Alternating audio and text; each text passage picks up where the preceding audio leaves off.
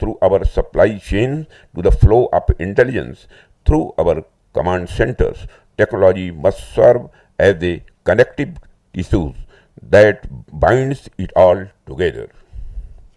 Whether it is designing a next generation radar, forecasting logistics needs through predictive analytics, or shortening decision cycles through digital dashboards, each element must work in harmony with the others. In this sense, harnessing technology is not just about adding new tools. It is about transforming the very basis of our institutions. It is about making them more agile, anticipatory, and adaptive. It is about creating a defense architecture that learns continuously, responds instantly, and evolves relentlessly in tune with the pace of change. Friends, it is but natural to get swept up in the prevailing buzzwords of our times. But I believe that the real revolution lies in the quieter, continuous improvement of the systems that enable faster, cleaner, and more transparent functioning. A high-speed data link or an AI-driven algorithm will achieve little if our internal processes remain slow. Even the promise of the quantum computing or autonomous systems will remain unrealized if we do not build the human and institutional capacity to absorb and supply them effectively. The spirit of harnessing new technology must extend to the way we design policy, process information, and make decisions. In that sense, technology is not only a tool but a culture. It is a way of doing things better, faster, and more intelligently. It is about ensuring that the data moves faster than doubt, that decision making is informed by evidence, and that the soldier, the scientist, and the civil servant all work in synergy through shared platforms. Much of our defense readiness today rests on what might be called invisible technologies, which includes secure data architectures, encrypted networks, automated maintenance systems, and interoperable databases. These may not capture public imagination like a new aircraft or missile or warship, but they determine whether the right equipment reaches the right place at the right time, whether commanders have real-time visibility, and whether systems talk to each other seamlessly. Friends, as I said, technology is not confined to weapons or platforms alone. It also resides in systems that make our institutions work faster, more transparently, and more intelligently. The true test of technological advancement lies not only in what we create, but in how we function. Technology must be seen not only as a force multiplier, but also as a resource optimizer. The true measures of this, the true measure of its impact lies in how efficiently it helps us plan, prioritize, and platform. One area which can serve as an example to internalize this thinking is our capital procurement process. This is because we operate in an environment of finite resources and expanding responsibilities. Every rupee spent and every system inducted must therefore yield the maximum strategic value. Technology and data analytics must be leveraged to improve decision making and ensure optimal use of every resource. I have been told that in many advanced nations, the concept of life cycle cost is deeply woven into their procurement frameworks. Recently, I have directed that we too must begin to access these sustenances costs right at the inception stage of every procurement proposals. This will help us see the full picture, not only what we invest today, but what we must sustain tomorrow. This will help us in ensuring that every decision we take is both informed and responsible, balancing immediate capability with long-term efficiency. I am confident that there exist many more such global best practices or the process technologies that can further strengthen our systems. My advice to the armed forces would be to remain in a constant state of curiosity and always on the lookout for the best practices across the world, not just in technology related to equipment, but also the new technology related to the aspects of the training, logistics, planning, and the management systems. This institute can play a crucial role in this endeavor by studying, documenting, and disseminating such practices and helping the services adapt them to our national context. In fact, if given a choice, it is far better to import best practices than to import the best equipment. Because once we perfect the process and once our systems are robust, adaptive, and transparent, we will not merely purchase excellence from abroad, we can produce it here at home.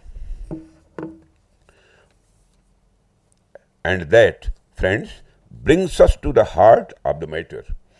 Ultimately, the real challenge before any nation is to build systems and ecosystems that make the creation as well as the adoption of the new technology natural, swift, and self-sustaining. If our foundations are strong, our institutions agile, our minds open, and our collaboration seamless, then every new technological wave will not overwhelm us. It will propel us.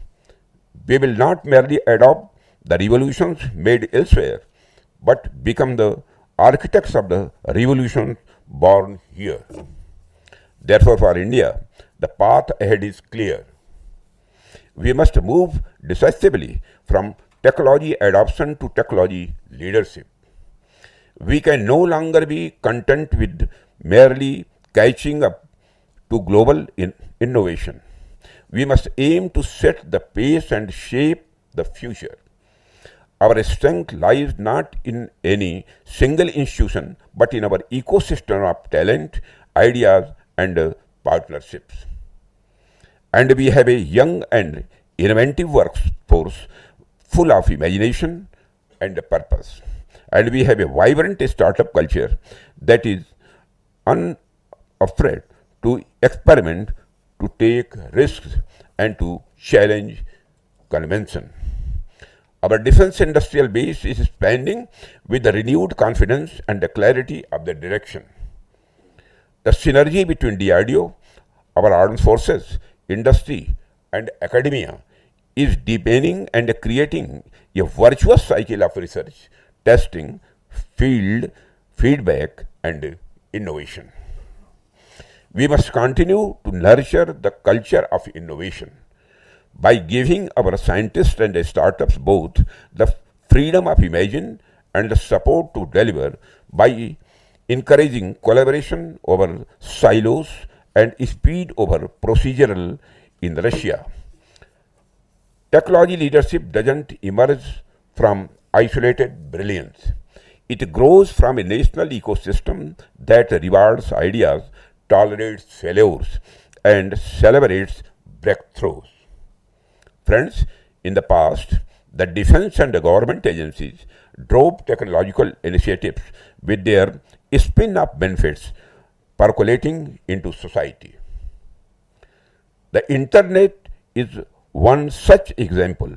Increasingly, technological innovation is being driven by the commercial world, and defense and the government agencies are adapting such technologies subsequently. The technology is increasingly being democratized. It is encouraging to note the drive and enthusiasm of the Indian commercial industry towards enhancing the nation's technological threshold. Initiatives like IDEX and the Technology Development Fund are already nurturing a new generation of innovators who see national defense not merely as a sector of employment but as a mission of our national service. They are the architects of a future where cutting-edge technologies from autonomous systems and the quantum sensors to advanced materials and space-based surveillance will bear the imprint of Indian ingenuity. From young entrepreneurs, MSMEs, to captains of the Indian multinationals, individuals and the companies have displayed the collective will to help achieve the mission of Viksit Bharat and Atmanirbharta. Friends, Atmanirbharta in the digital age goes beyond manufacturing systems within our borders. It extends to digital sovereignty, which means control over the algorithms, data, and the chips that power our platforms. True strategic autonomy will come only when our code is as indigenous as our hardware. We are therefore encouraging secure, indigenous software stacks, trusted semiconductor supply chains, and homegrown artificial intelligence models trained on Indian data. This is not merely about security as much it is about confidence. Confidence that every byte, every beam, and every bot we deploy is aligned with our strategic objectives. And that, amidst all the excitement about machines and algorithms, we must remember that technology ultimately serves the human. It is not meant to replace human judgment but to amplify it. I think we must also invest in the ethical, psychological, and legal dimensions of these emerging technologies. India as a civilizational power can and must lead the conversation on the responsible and the human use of the military technology. Friends, in conclusion, I would like to say that the harnessing new age technologies for defense capability development is not merely about upgrading our arsenal, it is about transforming our entire approach to national security. Technology for us should not be an end in itself. Rather, it should be an instrument of efficiency, of integration, and of empowerment. It is about turning processes into platforms and the systems into ecosystems.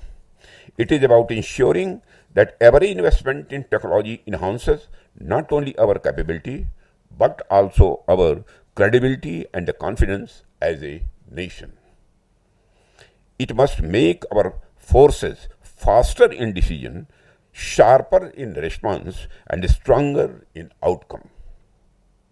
It must help us use every rupee, every resource, and every idea more intelligently. Friends, our task, therefore, is not only to acquire new technologies, but to create the conditions where technology can thrive through sound processes, agile institutions, and a spirit of collaboration that unites the soldier, the scientist, the startup, and the strategists. That is how India will move from being a consumer of technology to a creator of technology, and from adapting to technological revolutions made elsewhere to shaping revolutions born here. Friends, before I end my address, I extend my very best wishes to all participants of the Delhi Defense Dialogue 2025. I wish you productive deliberations to better understand our technological goals and means to achieve them. Once again, I extend my heartiest compliments and congratulations to the MP IDSA team for organizing such a vibrant event. Thank you very much. Jai Hind.